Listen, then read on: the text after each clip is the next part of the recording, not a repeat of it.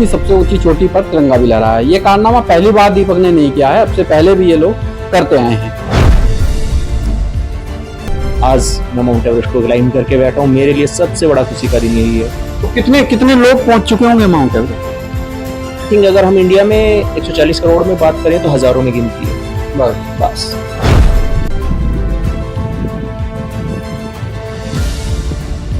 आपने रोका नहीं कि आप सबसे ऊंची चोटी पर चढ़ रहे हैं? नहीं, कभी भी नहीं रोका? नहीं, कभी डर नहीं लगता मेरे पापा सबसे? नहीं, क्योंकि मेरे को पता था कि मेरे बाबा कर लेंगे। कर लेंगे। एक्चुअली एक कहावत है, आपने सुना होगा, डर के आगे जीत है।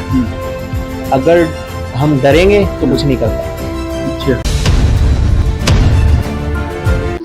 आज मैं गाजियाबाद के मुरादनगर के जलालाबाद गांव में पहुंचा हूं। यहां पर दीपक रहते हैं जो आर्मी में हैं, और आर्मी में रहने के दौरान ही उन्होंने जो है भारत की सबसे ऊंची चोटी पर तिरंगा भी लहराया है। ये कारनामा पहली बार दीपक ने नहीं किया है, अब से पहले भी ये लोग करते आए हैं। जबकि दीपक का अगर घर दिखाना चाहूँ तो वही व्यू है, गाँव वाला हालात है, भैंस भी है, चारा भी है, सब कुछ है, और भैंस चारा ये सब जो है उनकी माता जी करती हैं। आइए हम बातचीत करने के लिए हमारे साथ जो है दीपक की बेटी है, आइए उनसे पूछते हैं। क्या नाम है आपका? मेरा नाम छाया है।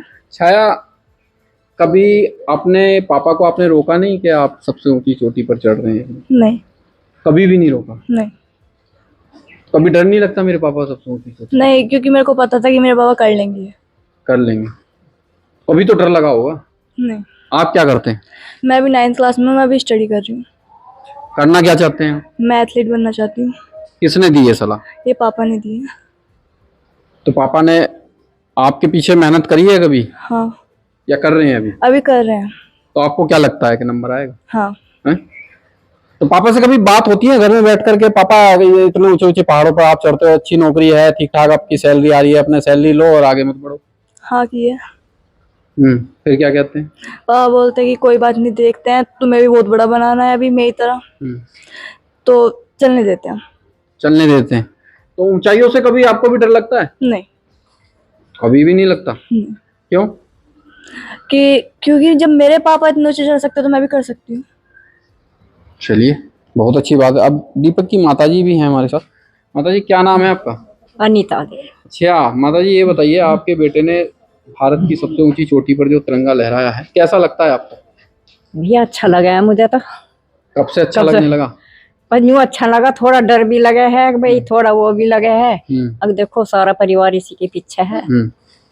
पर यो है कि मम्मी जो वहाँ है यो यही है। मैं कहा चलो भैया ठीक है। कितने कितने कितने बेटे हैं आपके? 2। ये कौन से नंबर के हैं? पहले नंबर का। तो कभी बचपन में इन्होंने लड़ाई झगड़ा किसी से कुछ? नहीं, लड़ाई झगड़ा कोई से नहीं करा चाह। कभी इनको डांटा मारा पीटा? नहीं, कुछ नहीं। कभी तो कुछ किया होगा? नहीं, कभी कुछ नहीं किया इन्होंने। शुरू से ही पढ़ाई लिखाई? हाँ, शुरू से अपना पढ़े और अपने काम से काम। तो घर का भार इन्होंने ही संभाला था? हाँ जी, घर का भार इन्होंने संभाला। तो कुछ पैसे वैसे देते हैं आपको? हाँ जी, दे के जावे, खर्चा भी वैसे भी खर्चा दें, आपस में दोनों भाई आपस में मदद कर ले, मदद कर लेते हैं। हाँ जी। तो कभी कोई दिक्कत तो आई होगी, कभी फ्यूचर में कभी कोई दिक्कत? नहीं जी, जब दिक्कत थी, जिस दिन इसके जाने के बाद में फिर दिक्कत खत्म हो। कितनी साल की नौकरी पर लग गए थे? ये भैया 18 साल की नौकरी पर लग गए थे। कागज में बढ़ी हुई थी इसकी, वैसे कम उम्र थी 17 साल की। तो अब चढ़ते हैं पहाड़ की चोटियों पर? हाँ जी, बहुत दिनों से। तो आदमी को तो छत पे चढ़ने पर डर लगता है, दूसरी मंजिल पे? भैया मुझे तो डर लगा था ये एक बार, 1 साल में, उस साल तो बहुत हालत खराब हुई मेरी। अच्छा। पर क्या बताएं, अब तो पूरे भारत में नाम है। हाँ। तो अब कैसा अच्छा लगता है? अच्छा भाई, सबका बच्चा ऐसे ही काम करे, अच्छे काम करे, माँ बाप का नाम रोशन करे। तो कभी आपने इनको समझाया कि बेटा पैसे तो ठीक ठाक आ रहे हैं, अपने पैसे लिए जाओ, यहाँ कहाँ पहाड़ों पर चढ़ते फिर रहे हो? भाई कही 1-2 बार भी, भैया ने भी कही, और अभी कुछ समझ में नहीं आती। समझ में नहीं आती? तो आपको नाम अच्छा नहीं लगता कि पूरे भारत में? नहीं, अच्छा लगे भैया, अच्छा क्यों तो ना समझ में क्यों नहीं आती बस यो है थोड़ा सा, अब उसका भी हाथ बट जाए, वो भी थोड़ी सी अपनी उसमें है। अच्छा। हाँ, 2 भाई हैं, 2 छोटी बहन है इनकी। तो कभी कुछ लोग आते हैं प्रोत्साहित करने के लिए? हाँ जी, हाँ, मैं तो है, वहाँ मुरादनगर में भी हुआ, वहाँ हम तो नहीं गए, पर कल गए हैं हम। अच्छा लगा भाई, सब वो कर रहे हैं अपने। चलो भैया, हमारा कहें तो भारत माँ का लाल है। ये अच्छा सबकी दुनिया का हो गया अब तो ये बस जी अच्छे काम करो यही है बात सब ठीक ठाक रहो सबके बच्चे ऐसे ही करें। आगे बातचीत के लिए हम दीपक से बात करते हैं, दीपक की क्या प्रतिक्रिया है इस बारे में। अब मैं इस वक्त उस घर में हूं जहां नाम तो दीपक है ही, मगर दीपक भी जलता हुआ आपको दिखाई देगा। ये मैं दीवारों की तरफ आपको दिखाना चाहूंगा। ये जो दीवारों पर आप देख रहे हैं ये सिर्फ एक प्रशंसा के चिन्ह हैं जो सरकार द्वारा या सेना द्वारा सम्मानित किया जाता है।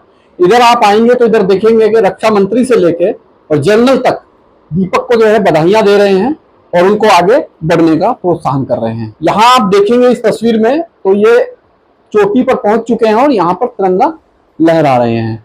पीछे ये देखिए बर्फ का पहाड़ है और बहुत सारे अधिकारी हैं जो सम्मानित कर रहे हैं। उधर आप दीवार पर देखेंगे तो मेडल टंगे हुए, पूरी दीवार को आप चारों तरफ से देखें तो कहीं से भी खाली आपको नहीं दिखाई देगी, सिर्फ चारों तरफ आपको मेडल या फिर तस्वीरें ही दिखाई देंगी। और सबसे बड़ी बात है कि मैं आपको एक चीज दिखाना चाहूंगा जिस व्यू से बनता है, पहाड़ पर चढ़ने के लिए इसका सबसे ज्यादा उपयोग किया जाता है जो हमारे हाथ में है। आइए हम दीपक से जानते हैं कि ये है क्या और इसका उपयोग किस तरीके से किया जाता है। दीपक जी आपको पहले तो बहुत बहुत बधाई हो। Thank you so much. और मैं ये पूछना चाह रहा हूँ कि आपको जब आप पहाड़ पे चढ़ते हैं, आपने कई बार ऐसा कारनामा करा और करिश्मा करा कि पूरे भारत ने, पूरे विश्व ने देखा, मगर आपको डर नहीं लगता है? एक्चुअली एक कहावत है, आपने सुना होगा, डर के आगे जीत है। अगर हम डरेंगे तो कुछ नहीं कर पाएंगे। अच्छा, ठीक है, ये एक हमारी इच्छा शक्ति होती है कि अगर हम कुछ काम करने से पहले बोलते हैं ना, पहले सोचते हैं, तो जब हम काम करने के लिए, अगर जैसे मैं क्लाइम करने के लिए जाता हूँ तो मैं पहले अपने दिमाग से उस पहाड़ को क्लाइम कर चुका होता हूँ। और जब आदमी अपने दिमाग से, अपने माइंड से उस चीज़ को क्लाइम कर लेता है तो बस उसको सिर्फ अपने वहाँ पर पहुँचना बाकी रहता है, वहाँ पे लोग दिखाना बाकी रहता है, लेकिन उसके पीछे वो पता नहीं कितने टाइम से लगा होता है उसको क्लाइम करने के लिए। अगर मैं आपको आज माउंट एवरेस्ट की बात बताऊँ तो पिछले 10 साल से मैं सोच रहा हूँ, 10 साल से मैं हर रोज क्लाइम कर रहा हूँ माउंट एवरेस्ट को, कि वो दिन कब आएगा कि मैं माउंट एवरेस्ट को क्लाइम करूँ। और आज मैं माउंट एवरेस्ट को क्लाइम करके बैठा हूँ। मेरे लिए सबसे बड़ा खुशी का दिन यही है। तो कितने कितने लोग पहुंच चुके होंगे माउंट एवरेस्ट? आई थिंक अगर हम इंडिया में 140 करोड़ में बात करें तो हजारों में गिनती है। बस आई थिंक आप जानते हो, एवरेस्ट एक अपने आप में ही खुद एक नाम है। जब एवरेस्ट पे लोग पहुंचते हैं, आज भी पता नहीं कितनी डेड बॉडी ऐसे ही है, ऐसे ही पड़ी हुई है, बर्फ ऐसे ही रखी हुई है वहाँ पे। तो बिल्कुल मतलब उनको लेके भी नहीं आता। एक्चुअली 8000 से ऊपर जो डेड बॉडी, जो ऊपर जिसकी डेथ होती है, उनकी डेड बॉडी को डाउन नहीं किया जाता है, क्योंकि 25,000 से ऊपर ऑक्सीजन बिल्कुल जीरो लेवल हो जाता है। अच्छा, वहाँ पे अपने आप को ही सर्वाइव करना बहुत मुश्किल है, तो एक डेड बॉडी को लाना तो उससे भी ज्यादा बड़ा मुश्किल काम होता है। तो आपको डर नहीं लगता वैसे, मतलब इतने ऊंचे आप चढ़ जाते हैं? एक्चुअली अब डर नहीं लगता। अब डर नहीं लगता। शुरू में इन चीजों का थोड़ा सा हुआ था आवाज, लेकिन अभी तो परिवार के लोग नहीं कहते? अब तो आपके बीवी बच्चे भी हैं, वो लोग विरोध नहीं करते? एक्चुअली आपने बड़ी अच्छी बात कही है। अगर आज मैं यहाँ पे पहुंचा हूँ, अगर आज मैं यहाँ आप लोग के सामने बैठा हूँ, तो उसमें सबसे बड़ा योगदान है, मुझे अगर बनाया है तो सेना ने बनाया है। उसके बाद अगर सबसे ज्यादा सपोर्ट किया है तो मेरी यूनिट से 11 ग्रेनेडियर्स, ठीक है, उन्होंने मुझे सपोर्ट किया है। उसके बाद आप देखोगे, क्योंकि मैंने माउंटेन चढ़ना फौज में जाके सीखा है।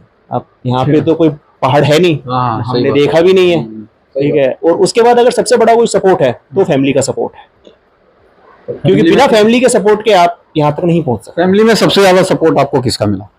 सबसे ज्यादा अगर मुझे सबसे ज्यादा सपोर्ट अगर फैमिली में मिला है तो वो मेरी मदर्स का मिला है, ठीक है, क्योंकि फादर मेरे एक्सपायर हो चुके हैं। उस टाइम तक मैंने अच्छे से क्लाइंब करना शुरू नहीं किया था, ठीक है। उसके बाद अब मैं बात करूँ तो अपने बच्चों की, मेरी वाइफ का, मेरे बच्चों का, उनका, मेरी सिस्टर्स का, मतलब पूरी फैमिली में हर किसी ने मुझे सपोर्ट किया है। उन्हें बड़े गर्व होता है कि हाँ मैं कुछ ऐसा कर रहा हूँ कि जिससे देश का नाम रोशन हो रहा है, देश को रिप्रेजेंट कर रहा हूँ, गाँव का नाम रोशन हो रहा है, मेरे शहर का नाम रोशन हो रहा है।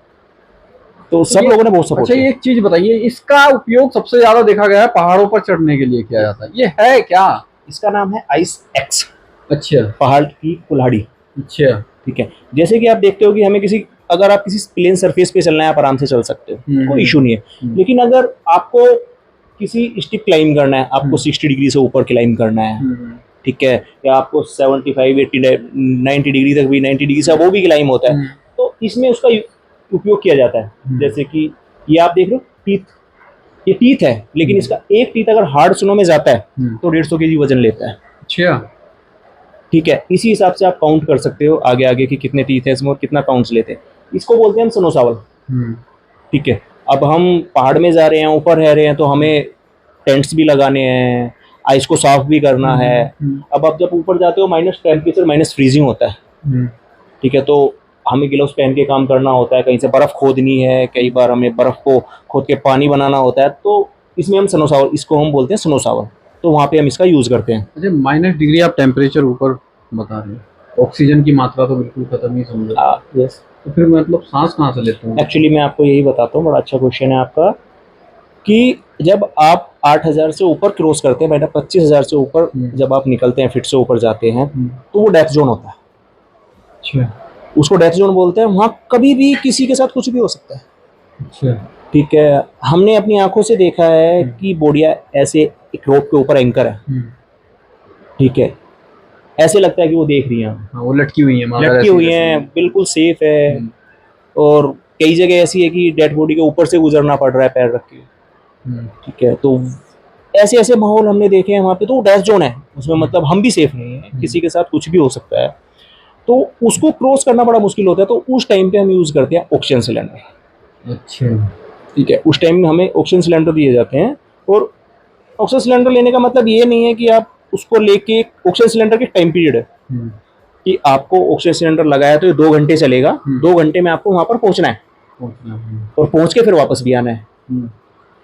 अगर आप ऐसा नहीं कर पाते हैं तो फिर आप अपनी जान को खुद ही जोखिम में डालते हैं। नहीं, बर्फ के अंदर बॉडी रहती है तो वो ऐसी सालों ऐसी पड़ी रहती होगी। आई थिंक कुछ नहीं होता है बॉडी को बर्फ के अंदर, कुछ भी नहीं होता। आप देखोगे तो अगर आप किसी बॉडी को वहाँ पे जाके करीब से देखो तो आपको लगेगा ये आपको देख रहा है। बिल्कुल सेफ रहती है वो बॉडी, कुछ भी नहीं बिगड़ता है उसका। हाँ, तो कभी आपकी बीवी ने या बच्चों ने मना नहीं करा, बस हो गया, बस पहले पहाड़ चढ़ चुके आप, बहुत पहाड़ चढ़ चुके हो, अब मत चढ़ना? एक्चुअली कभी कभी इन लोगों को वीडियोस देखते हैं, कई बार एवलांच आया, कोई दब गया, वो हो गया, तो इनके पैर फिसल गया, तो इनके दिमाग में हमेशा यही आता है कि पहाड़ों में बहुत रिस्क है, क्या क्या रिस्क ले रहे हो आप बार बार, अब हो गया, मतलब 1-2 बार आता है। फिर इनको समझाता हूँ कि नहीं ऐसा कुछ नहीं है, क्योंकि मुझे 10 साल की लाइन कर, देखो हो गए हैं तो ऑफिशियली चीज़ों को आप भी समझो। ठीक है, अब अगर मौत से ही डर लग रहा है तो आप रोड पे चलो, कोई पीछे से टक्कर मार देगा, एक्सीडेंट हो जाएगा, वो कहीं भी आ सकती है। ठीक है, जिसकी जहाँ लिखी है वहाँ पे आनी है, तो मैं बोला बिलीव गॉड पे, भगवान रखा। कभी किसी अधिकारी ने या फिर कोई सेना का अध्यक्ष आपके पास आया है? कभी कोई नेता आया हो, रक्षा मंत्री से लेके? एक्चुअली तो मिला होगा। मैं आर्मी पर्सन हूँ, तो मतलब घर पे तो मैं पर्सनली किसी से नहीं मिला हूँ, लेकिन अभी जैसे हमारा ये एनसीसी का फ्लैग ऑफ हुआ है, फ्लैगिंग हुआ है सॉरी, तो इसमें हम तीनों सेनाओं के अध्यक्ष से मिले हैं। अच्छा, ठीक है, चाहे आप अकेले ही जाते हैं और भी नहीं, लोग जाते हैं? हमारी पूरी टीम जो होती है, पूरी टीम जाती है। जैसे इस बार टीम एनसीसी गर्ल्स और बॉयज, अभी मैं आपको बता देता हूँ कि ये जो एक्सपीडिशन था एनसीसी का boys and girls joint expedition था। ये 3rd एवरेस्ट एक्सपीडिशन था, सक्सेस एक्सपीडिशन। इससे पहले 2013 में बॉयज एक्सपीडिशन हुआ था, 2016 में बॉयज गर्ल्स एक्सपीडिशन हुआ था, और 2025 में आफ्टर 9 ईयर्स बाद ये जॉइंट एक्सपीडिशन हुआ है, जिसको लीड कर रहे थे कर्नल अमित बिष्ट और जिसके डिप्टी लीडर थे कर्नल रजनीश जोशी। ठीक है, जो अभी HMI के प्रिंसिपल हैं। ठीक है, वो इसको लीड कर रहे थे, और 17 लाख बच्चों में से, 17 डायरेक्ट टेस्ट में 17 लाख बच्चों में से इस 1 साल इसका सिलेक्शन प्रोसेस चला है। अलग अलग जाके कर्नल अमित बिष्ट सर ने, कर्नल रजनीश जोशी सर ने सभी बच्चों का फिजिकल टेस्ट लिया है। फिर उनको, चाहे वो गुवाहाटी हो, चाहे वो पंजाब हो, चाहे वो राजस्थान हो, सबको एक वहाँ पे सिलेक्शन करके लाने के बाद दिल्ली DGNCC में बुलाया गया। फिर उनका यहाँ पे एक प्रोसेस हुआ है, सिलेक्शन चला है। ठीक है, सिलेक्शन भी इनका इतना आसान नहीं लिया है, क्योंकि एवरेस्ट चढ़ना है। टफ ही होगा सब। एवरेस्ट दुनिया की सबसे ऊंची चोटी पर अगर आप कदम रखने के लिए जा रहे हो तो फिर बहुत कुछ सोचना पड़ेगा। ठीक है, तो इनका प्रॉपर 1 साल सिलेक्शन चला है। 1 साल सिलेक्शन चलने के बाद इनको एक अभी 7000 की पिक के लिए ले जाया गया है। उसके बाद इनको विंटर में सियाचिन ग्लेशियर, जो टफेस्ट पार्ट है इंडिया का, वहाँ पे भी इनको ट्रेनिंग कराई गई है। और ट्रेनिंग कराने के बाद फिर फाइनल में इनका 5 गर्ल्स और 5 बॉयज़ का सिलेक्शन हुआ है। जिसमें सबसे अच्छी बात बता दूं मैं आपको कि एक 16 साल से 19 साल के बीच के सभी बच्चों की एज थी, और ये फर्स्ट एनसीसी का ऐसा एक्सपीडिशन है जिसमें 10 के 10 बच्चों ने फर्स्ट टाइम सक्सेसफुल क्लाइम किया है। ठीक है, यंगेस्ट बच्चा 16 साल का था आपका उत्तराखंड का। और एक मैं और दिलचस्प बात आपको बताता हूँ, इस एक्सपीडिशन में एक लड़की थी मोनिका, जिसने पहली बार बर्फ देखी थी, क्योंकि वो राजस्थान से है। ठीक है, इतनी कम उम्र में कोई नहीं जाता है। ठीक है, और जो लड़की +45 से -45 तक जा सकती है, तो मेरा मानना है कि वो एक मोटिवेशन है, ये बच्चे एक सभी के लिए मोटिवेशन है। ठीक है, आप सोच के देखो एक बार, बिलीव करो कि एक रेत से मतलब एक बिल्कुल ही जो रेतीली इलाके में, प्लेन इलाके में रहने वाला बच्चा है, वो इस 1 साल की ट्रेनिंग के बाद सीधा एवरेस्ट समिट कर रहा है, दुनिया की सबसे ऊंची चोटी, वो भी -45, और ऊपर जाकर -50 किलोमीटर प्रति घंटे की रफ्तार से हवा चल रही है। तो इनकी किस लेवल की ट्रेनिंग होगी? तो ये एक्चुअली कभी कुछ हुआ, जैसे आप चढ़ रहे हो, कभी पैर फिसल गया हो, हल्का सा कुछ हुआ हो आपके साथ, ऐसा होता है? एक्चुअली ये चीज़ें होती रहती हैं जब हम रो फिक्स करते हैं, कुछ करते हैं, लेकिन अपनी सेफ्टी को लेके हमें इन चीज़ों का ध्यान रखना पड़ता है। ठीक है, कि हमें कैसे, कितने लोग होते हो आप साथ में चढ़ने वाले? डिपेंड करता है, डिपेंड ऑन टीम सिचुएशन। कि अभी जैसे फिक्स थी टीम की, हमारी एवरेस्ट में टीम जानी है, वो फिक्स थे कि 19 बंदे क्लाइम करेंगे, तो फिक्स थे 19 बंदों को क्लाइम कराया गया, कर लिया उन लोगों ने, और सभी ने अच्छे से सक्सेसफुली क्लाइम किया है। बड़ा अच्छे से क्लाइम किया। आप जो बता रहे हैं वहाँ बॉडीज पड़ी होती हैं, वो मतलब आम लोग भी वहाँ पर जा सकते हैं या फिर उन्हीं की होती हैं, आम लोगों की होती हैं? नहीं, वो एक्चुअली आम लोग नहीं जा सकते। तो किन की होती है? क्योंकि वो एक्चुअली सभी माउंटेनियर्स हैं। अच्छा, एक सभी क्वालिफाइड माउंटेनियर्स हैं वो लोग। वो कोई कुछ लेना पड़ता है क्या उसके लिए, कोई प्रमाण पत्र या परमिशन वगैरह कुछ लेनी पड़ती है? बड़ी अच्छा क्वेश्चन किया आपने। आपको माउंटेनियर बनने के लिए 2 कोर्स करने बहुत जरूरी है। अच्छा। एक बेसिक और एडवांस। बेसिक कोर्स जब आप करते हो तो वो आपको एज ए सिविलियंस अगर आप करोगे तो आपको नेहरू माउंटेनिंग इंस्टीट्यूट उत्तराखंड जाना पड़ेगा, HMI इंस्टीट्यूट दार्जिलिंग जाना पड़ेगा, हिमालय माउंटेनिंग इंस्टीट्यूट। तीसरा जिम है, जहरी इंस्टीट्यूट ऑफ माउंटेनियरिंग पहलगांव में है, अटल बिहारी माउंटेनिंग इंस्टीट्यूट मनाली में है। तो आपको इन इंस्टीट्यूटों में एक ऑनलाइन फॉर्म होता है, वो अप्लाई करना पड़ेगा। आप बेसिक कोर्स करोगे तो बेसिक कोर्स में आपको बताया जाएगा वहाँ पर कि आपको कैसे पहाड़ चढ़ना होता है, पहाड़ का मतलब क्या है। अब अभी आप नॉर्मल जगह में देखो तो हमारे जूते का वेट कितना होता है? अब तो बहुत कम। अगर आप अप्रोक्स ज्यादा करोगे 200 ग्राम, 300, 400 कमी, अब तो 100 ग्राम के भी नहीं। आई थिंक मैंने बोला है कि अगर ज्यादा आप करोगे, लेकिन जब आप पहाड़ चढ़ते हो तो आपको 1.5 से 2 kg का शूज पहनना होता है। उसके नीचे फिर तुम्हें कैरमपोन लगानी होती है कम से कम 700 ग्राम की। अच्छा, ठीक है। अब उस तरीके की सभी ट्रेनिंग की, आपको हाई एल्टीट्यूड में कैसे चलना है, आपको मोरेन पे कैसे चलना है, आपको आइस क्राफ्ट कैसे करना है, ठीक है, आपको रॉक क्राफ्ट में जो पहाड़ है वो कैसे चढ़ने हैं, हर चीज के बारे में बहुत डीप प्रॉपर वो दिया जाता है, नॉलेज दी जाती है। कितना वेट लेके चढ़ते हो आप? अगर हमारे आप वेट की बात करोगे तो डिपेंड ऑन सिचुएशन ये चीजें थोड़ी सी आ जाती हैं। अभी अगर हम नॉर्मल बात करें कि हम वेट लेके चलेंगे 15 से 20 kg, लेकिन अगर सिचुएशन ऐसी है कि हमें वेट ज्यादा लेके चलना है तो हम 30-30, 40-40 kg तक भी वेट लेके चलते हैं, डिपेंड ऑन सिचुएशन। अभी हमें पता है कि हमें पुश करना है, हमारे पास ऑप्शन नहीं बचा है, अगले 4 दिन वेदर खराब है, ठीक है, और ये सामान पूरा ऊपर जाना है, तो वो एफर्ट लगाया जाता है और वो हर कोई लगाता है, वो कोई भी माउंटेनियर हो वो ये काम करता है। अब ये बताओ, आप सभी जगह आप तिरंगा फहरा चुके हैं, अब कहाँ की तैयारी है भाई? एक्चुअली सभी जगह भी तिरंगा नहीं फहराया है। क्यों? सबसे ऊंची चोटी पर आपने फहरा दिया, तो मतलब अब अंतरिक्ष में जाने का प्लान है क्या? एक्चुअली एक एज ए माउंटेनियर होने के नाते सभी को एक ड्रीम रहता है, जैसे कि अगर आप एथलीट हो तो आपका ड्रीम्स है कि भाई मुझे ओलंपिक खेलना है, ठीक है, तो हमारे लिए भी हमारा ओलंपिक यही है, 8000 से ऊपर के जितने भी पहाड़ होते हैं, ठीक है। तो बाहर भी जाएंगे, विदेश वगैरह? यस, अभी मेरा प्लान 7 कॉन्टिनेंट समिट करने का है, जिसमें से 3 कॉन्टिनेंट में ऑलरेडी समिट कर चुका हूँ। एशिया कॉन्टिनेंट का सबसे हाईएस्ट पहाड़ माउंट एवरेस्ट, दूसरा यूरोप कॉन्टिनेंट का सबसे हाईएस्ट पहाड़ माउंट एल्ब्रूस जो मैंने 2016 में समिट किया था, और अफ्रीका कॉन्टिनेंट का सबसे हाईएस्ट माउंटेन्स माउंट किलिमंजारो, ठीक है। अभी मेरे 4 कॉन्टिनेंट बचे हैं, mount South America South America का हाईएस्ट पहाड़ है कांगुआ, उसके बाद North America Denali, Vinson Massif Antarctica और कोजिस्को ऑस्ट्रेलिया एंड सरकार भेज देगी आपको? सरकार ने हमेशा सपोर्ट किया है। वो सरकार ने ही बनाया है हमें, ठीक है, एज ए फौजी है तो इसमें कोई शक नहीं है। चलिए ठीक है। ये मेरे साथ दीपक थे और आपको मैं एक बार फिर दिखाना चाहूँगा। आपको ये दिख रहा होगा एशिया बुक ऑफ रिकॉर्ड, काफ़ी सारे हैं ऐसे, नाम अगर मैं लूँ तो काफ़ी टाइम हो जाएगा। ये सेना की तरफ से मिला है। और आपको मैं एक चीज़ और दिखाना चाहता हूँ, ये रक्षा मंत्री हैं हमारे भारत के, उनके साथ भी आप इनके फोटो देख सकते हैं दीवारों पर हर जगह। दीवार कोई भी ऐसी दीवार नहीं है जो खाली हो, यहाँ से लें चाहे यहाँ से लें, आप यहाँ तक भी देख सकते हैं, वहां तक भी आपकी जहां तक नजर जाए पूरी दीवारें भर चुकी हैं। मुझे लगता है कि दीवारें भी अब छोटी हो गई हैं। मैं कमलदीप, लोक जनहित क्रांति।